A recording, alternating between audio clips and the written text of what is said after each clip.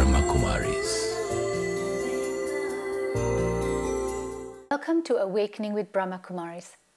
In the previous episode or session, we spoke very clearly about how when the mind learns to meditate, or the soul learns to meditate, the mind wanders around from negative thoughts to positive thoughts to waste thoughts, and how very quickly and gently we can harness these thoughts and go back into positive thinking. Today, we dive deeper. We begin to actually understand that we are faced with many choices. The choices that I make really becomes my responsibility. I may want to go left and then decide to turn right, but how do I know if that's the right choice I am making? Perhaps Sister Jayanti will clarify how meditation can help us make clear decisions. Once again, we have here in our studio Sister Jayanti, the European director of the Brahma Kumaris. Welcome, Sister Jayanti. Hello.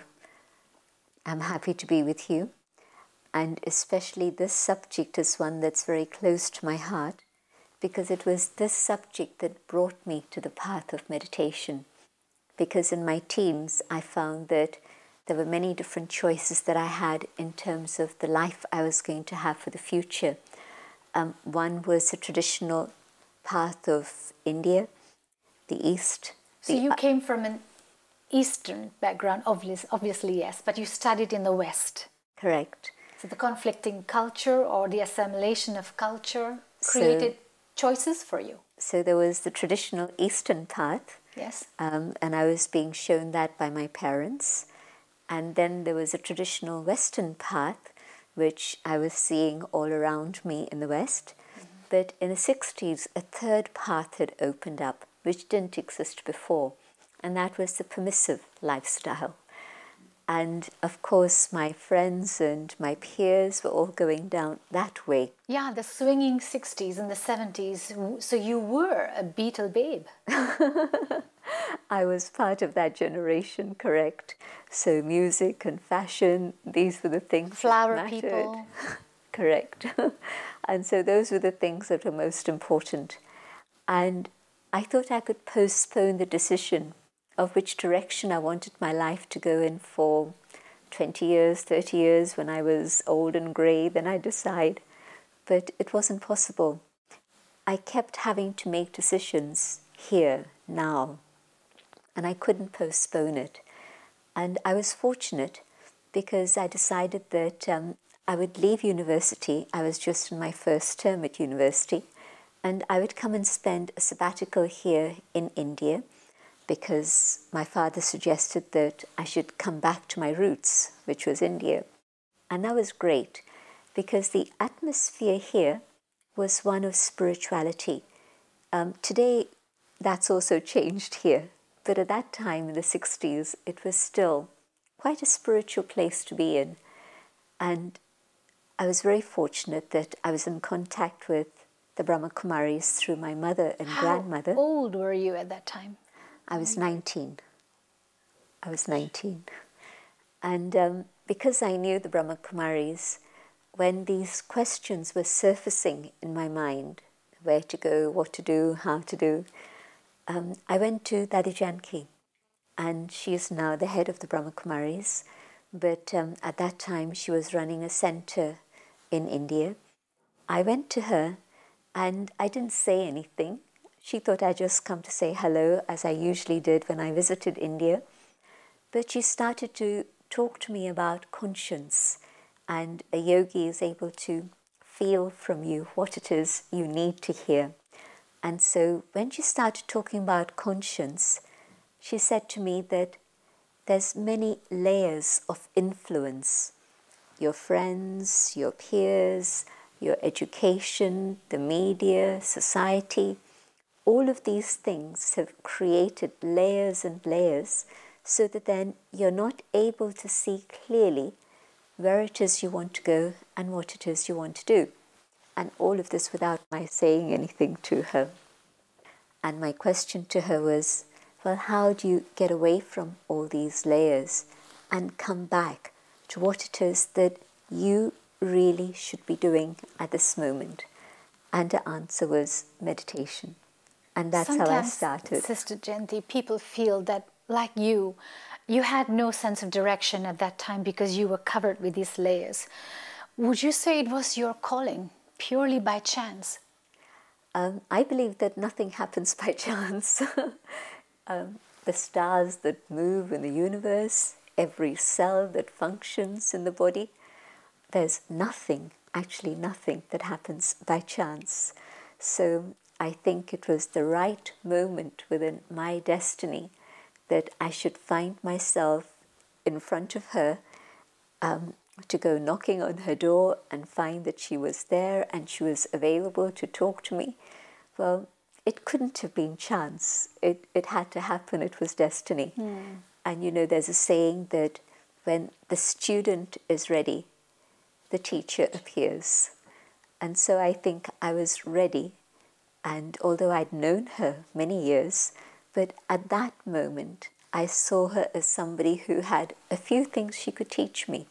And so she told me, meditation is the way in which you can uncover all these layers and listen to the very quiet voice that's speaking to you inside. We know this voice. We hear it. Why do we suppress it? Because we're too busy listening to the very loud voice of our mind. At some point we've talked about how the mind creates thoughts and feelings, and they come from something which is laying under the surface, and that is the sum total of the experiences we've had and we've carried within ourselves.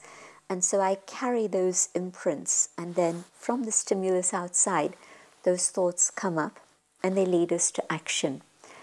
And in between the powerful sound of the thoughts and the rush of thoughts and the action comes that very quiet, very silent voice of my conscience. And because we are so busy and engaged in listening to the mind and thinking, well, that's the most important, what I think is the most important thing, you know, is sheer ego, but that's where it stems from. And so at that time, I'm listening to all these noisy sounds, and I'm so used to moving quickly.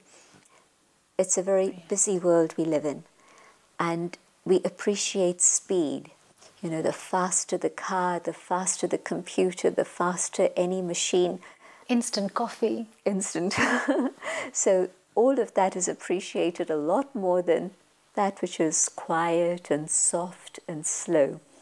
And we put a very high value of money, of price, on the things that are fast. So here we are, Sister Jayanti. We are at this present moment. Yes, we hear our the thoughts louder in our own heads, and we are living in an age of speed. But speed is good; it gets many things done in a short time. But the problem is that when we allow our thoughts to speed up to the extent where we don't give ourselves the opportunity to pause and ask the question, should I or should I not? Then the negative thoughts that are generally what's going on come through into action. And those imprints that I spoke about earlier, those negative imprints are reinforced. And so the whole purpose of meditation is to be able to see that if I have a negative thought, let me at that moment just pause and check it out, and then ask myself the question, should I not? Inbuilt within the mechanism of the spirit, of the soul, Atma, is what is called the intellect, the conscience, not the intellect of intellectual. But so this intellect is a faculty of the soul. Yes. It's part of the mechanism of a soul. Yeah. And the purpose of this is to be the filter between my thoughts and my actions.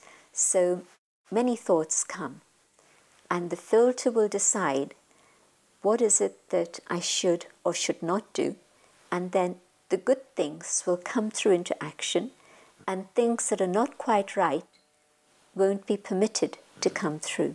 And this mechanism is called? the conscience, the intellect, the buddhi, we can use different terms, but the buddhi, the conscience has become dysfunctional. It doesn't work anymore. If you have a friend and in good faith the friend tells you, you know, you shouldn't be doing this, it's no good for you, and you ignore that friend once, second time round they'll be cautious. Should I tell her or should I not? And maybe they're brave enough to still come and tell you. Second time round, you ignore them. Third time they'll say, I don't think I should say anything to her, she's not going to listen. And so my conscience tried to speak to me once and twice and maybe many times, but I kept ignoring the voice of my conscience, and I kept doing it.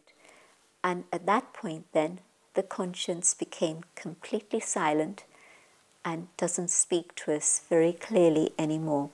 And so the negativity has been increasing for this reason.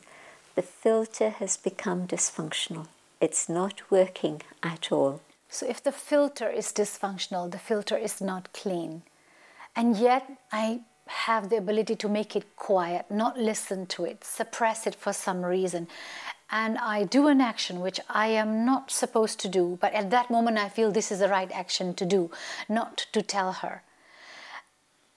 But if I feel guilty afterwards? This is an indication that the spirit is still alive. It's good, in the sense that there are some people where there's continuous wrongdoing and yet there's total denial. And there isn't even the comprehension that this is something that has caused pain to another, this is something which has been wrong, and so they're even further down the line. And so we're even in a state where today people will say that which is wrong is right. They'll try and prove that to you. Yes. You know, there's one state where we agree this is right, and all of us together, out of our hearts, will follow that which is right. There's another state where we say, well, I know this is right, but I know what I'm doing is wrong, but I can't do anything about it. But then there's another condition, which is today's condition, where there's a denial. And they'll say, but so what? Whatever I do is fine. There is no right or wrong. From morality, you move to immorality, and you move to amorality. And so today, whatever you do is fine. It doesn't matter. But in fact, there are things that are right. There are things that are not right. And how do we know this? By coming back to the understanding that I am not matter. I am the being within the being of light. In the state of matter, materialistic consciousness, it doesn't matter how much money I accumulate, at whatever expense, whether it's at the cost of somebody else, whether it's causing pain to others around me. The state of injustice of the world is exactly that. A very materialistic, a very consumer vision in which there's huge levels of inequality and injustice everywhere. If I want to come back to a state in which I am doing that which is right, I need to give myself silence. I need to come back to the belief that I am not matter, I am spirit. So this is the method by which my filter, my conscience will be clear? Yeah. Just that I am a soul? Mm-hmm. In the awareness of the body, yes, in that belief system, my intellect will not be able to discern what is right and what is wrong, which is the condition today.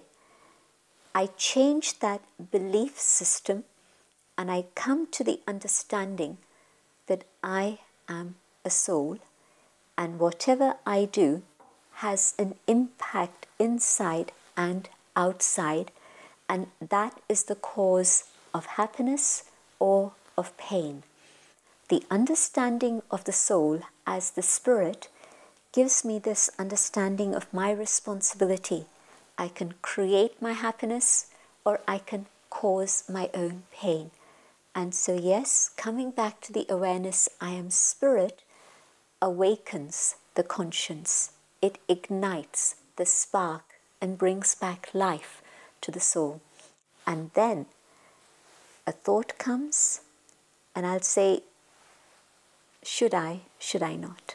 So I need to give myself space. I need to change my belief system. I need to have that knowledge. I need to have that knowledge. I need to have that understanding. And thirdly, I need to practice this. There is a saying, to err is human. Mm-hmm.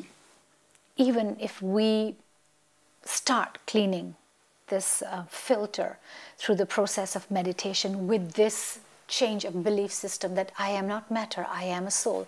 I use moments of silence, but I'm prone to mistakes. That's sure. And my conscience will bite. And it's a way journey back again for me to become good, to do the right thing again. Well, at least at this point, now that I've begun on that journey, my conscience is speaking to me. And I'm hearing it. And when my conscience is biting me, that's actually a sign that it's come back to life. Because otherwise, it's a state in which it wasn't even speaking to me anymore. And okay, I've made a mistake. I don't need to be trapped by it forever.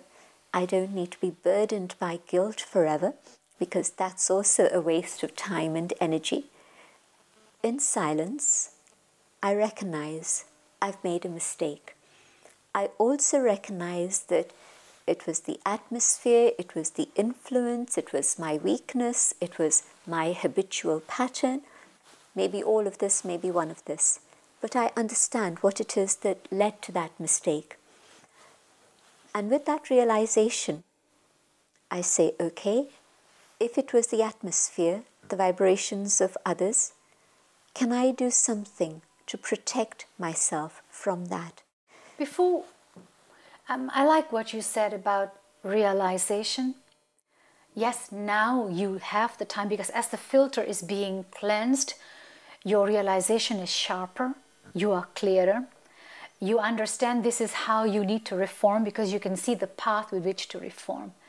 But there is something in between. By the time you realize and you want to change and reform or transform that mistake that you did, you are in a state of repentance or regret, and that's draining your whole energy.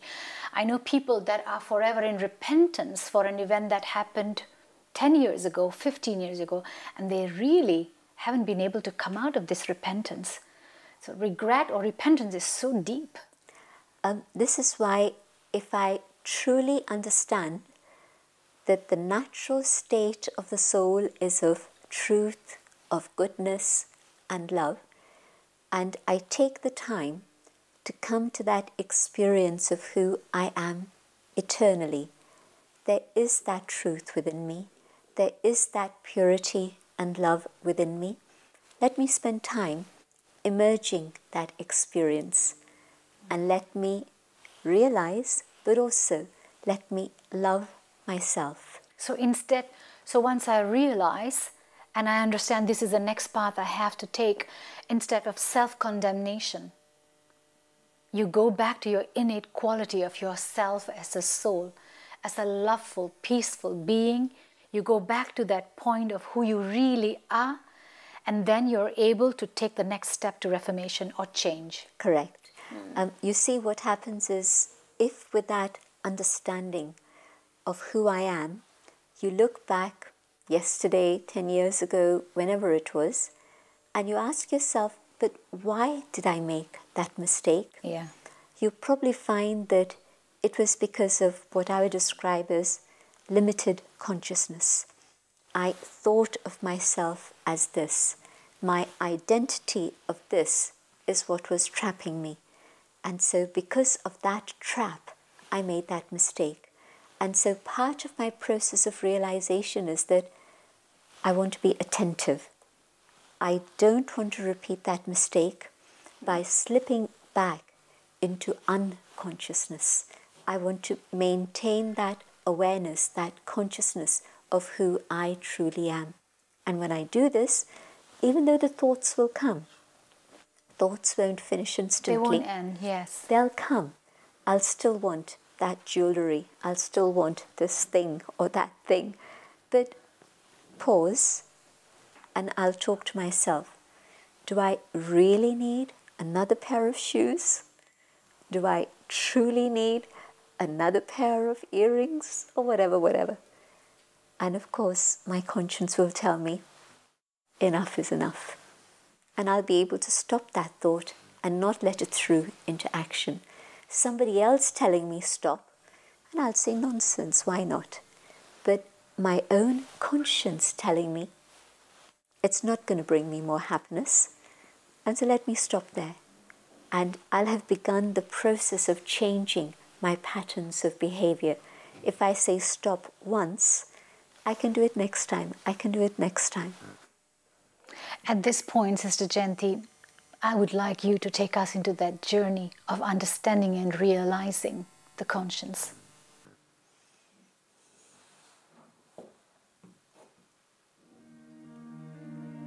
Now, I know that I'm not the body. I know I am the inner being, the soul. I just look at what's going on inside. I see the recent imprints, a little bit of good, and things that are not so good. I look at my thoughts, and I see the same, good and not so good. But I go deeper than the surface. I go deep, leaving those thoughts behind,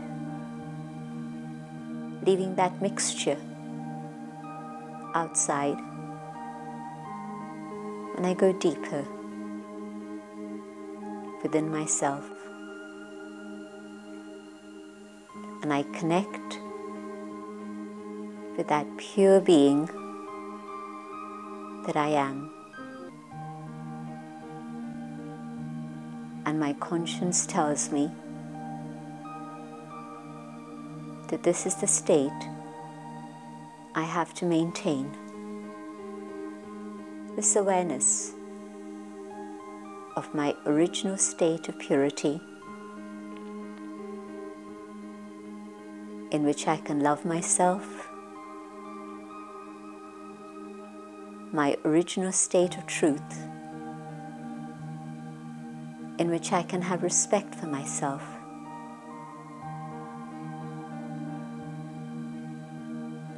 My conscience tells me, this is who I am, and this is what I must maintain in my awareness.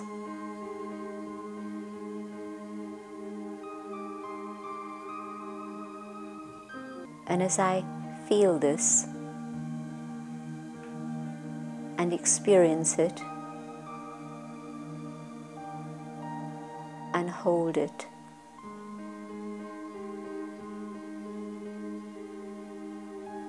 I know that this is the reality,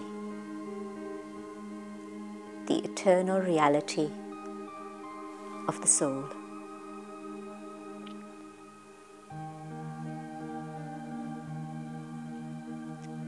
I come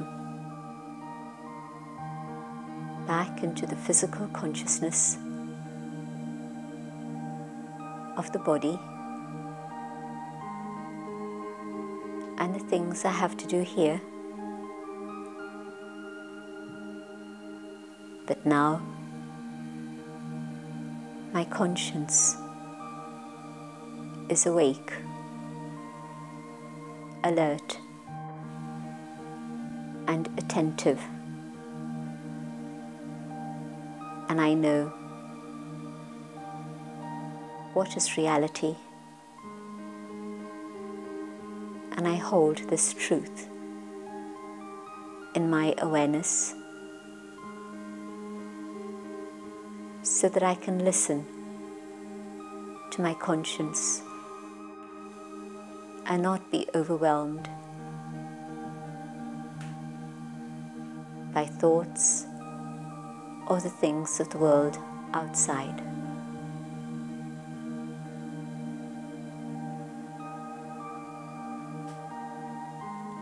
Om Shanti.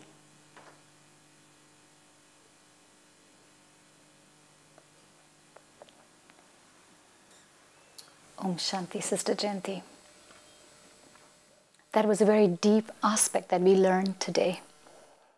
It is indeed really very beautiful when we understand one amazing aspect about the soul, a mechanism that it has known as the conscience. We hear this word so loosely, my guilty conscience, my heavy conscience, but we now know how to revert back. The other understanding about this lesson today is the conscience as a filter. As all thousands of thoughts come into your mind, the soul, in its moment of silence and reflection, recognizes these thoughts, does not become afraid of it, and is able to filter. How do we change to knowing what is right and what is true, and how to move from one decision to another decision in an accurate way? Stay silent. Realize yourself that you are a soul. Believe in your own innate goodness that you are a pure and peaceful, loving souls. Thoughts will come, but don't let them bother you. Stay in that understanding and belief and realization, and very gently your conscience will begin to clear and your path of change will become a reality. Sounds easy, but a lot of practice, and it becomes easier as we go lesson from lesson. Thank you, Sister Jayanti. Thank you. If you wish to discuss your problem or have a question to ask or want to know your nearest Raj Yoga Meditation Center, call us on 099 99 744 555.